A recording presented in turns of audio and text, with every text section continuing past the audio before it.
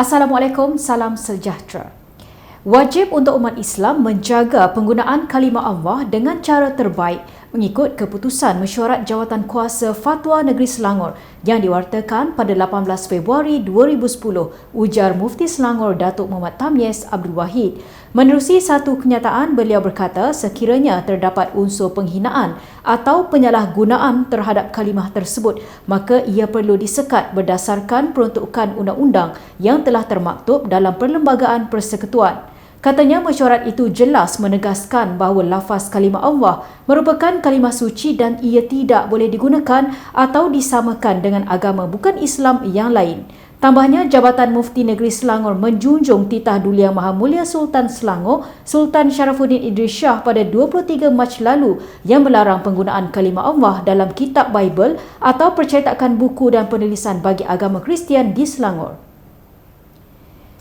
Seramai 1,351 nelayan seluruh Selangor menikmati bantuan baucer petrol bernilai RM300 yang diperuntukkan di bawah pakej Kita Selangor.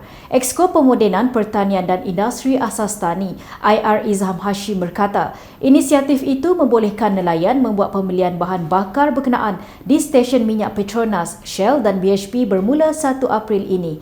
Tambahnya, penyaluran bantuan ini sedikit sebanyak membantu mereka mengharungi tempoh sukar dalam menangani kesan pandemik COVID-19. Beliau berkata demikian selepas penyerahan baucer petrol kepada nelayan sekitar Pelabuhan Klang di Petronas Sungai Kapar Indah semalam. Semua sekali melibat 1,351 orang. Berjumlah bajet RM405,300. Ini yang disumbangkan oleh Kerajaan Negeri. Bahawa kita perhatiin dan kita telah pun akan menyerahkan kepada mereka, ini wakil mereka ini, dan semuanya akan menerima kad RM300 dan boleh digunakan mulai 1 bulan April ini.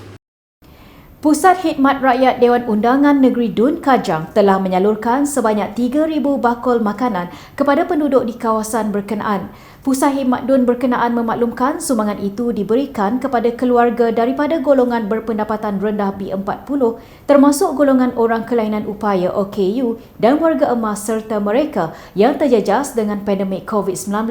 Manakala setakat ini sejumlah hampir RM200,000 telah dibelanjakan untuk sumbangan berkenaan sejak Perintah Kawalan Pergerakan PKP dilaksanakan.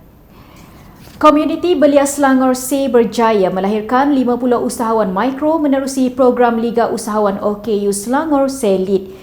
Ketua Pegawai Eksekutif SEI Nurul Azwar Rodzi berkata usahawan berkenaan terdiri daripada golongan kelainan upaya OKU di negeri Selangor. Katanya SEI Lead bertujuan membantu golongan OKU menjana pendapatan stabil menerusi bidang keusahawanan dengan bimbingan selama 6 bulan untuk mengembangkan perniagaan.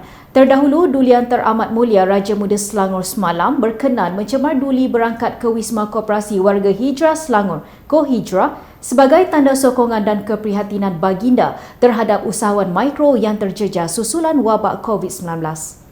To change the mindset of this OKU, penerima bantuan allowance pekerja cacat, supaya sebenarnya mereka boleh keluar daripada kelompok tersebut. So every month, OKU will receive allowance from the government, from JKM. Jadi bila kita buat program SEI Lead ni, kita nak bantu mereka exit program for them untuk menjana pendapatan yang stable daripada bisnes. Perancis mengenakan sekatan lebih ketat di 3 wilayah berisiko tinggi iaitu Rhône, Aube dan Nivre dalam usaha mengekang gelombang ketiga pandemik COVID-19 di negara tersebut. Menteri Kesihatan Olivier Véran semalam memaklumkan situasi semasa wabak adalah tidak baik dan terdapat trend peningkatan di kebanyakan kawasan di Perancis. Lapor bernama menerusi agensi berita Xinhua. Bermula tengah malam Jumaat, perjumpaan di luar rumah adalah terhad kepada 6 orang di ketiga-tiga wilayah itu dan perjalanan pada waktu siang tidak melebihi 10 km dari rumah. Manakala rentas wilayah tidak dibenarkan, tetapi sekolah tetap dibuka dengan protokol kesihatan lebih ketat. Sekian berita STV hari ini. Layari platform digital kami dengan carian media Selangor dan Selangor TV untuk pelbagai informasi terkini. Saya Dewi Rahman, dengan itu salam hormat.